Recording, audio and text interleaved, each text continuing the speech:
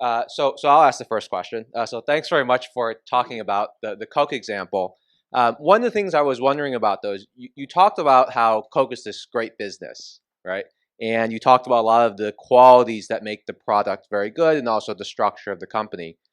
How do we think about how much the company is worth though, right? So even a great business is not worth infinite, right? So how do we go from what's a good business to whether it's a good stock to purchase? Right. So Munger gives us the answer, right? So he says in 1996, going forward 38 years, that the value of the business is 16 16 times the current value plus all the dividends.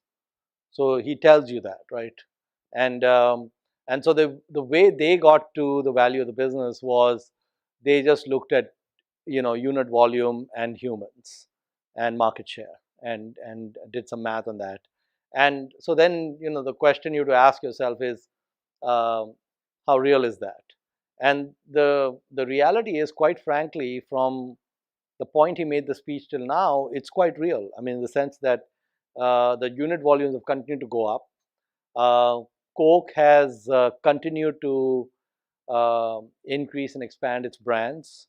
They've got a lot of stuff now which is non-sugar, non-carbonated, using that distribution engine, and the distribution engine is very expensive to recreate. So if someone comes up with a drink like Monster, for example, uh, for them to replicate what Coke has is very uphill. I mean, it's a huge undertaking. You're better off selling to a Coke, right? Even at a high multiple. And for a Coke, even if they pay 50 times multiple for a, a, a, a company that they think has global potential, they'll get that very quickly because of the volume growth by pumping it through their system. So having that distribution channel gives them a huge edge. So you would have to have some change along the lines of humans not consuming liquids or something along those lines. Which I mean, all businesses I think have issues. You can't get to bulletproof, but I would say Coke,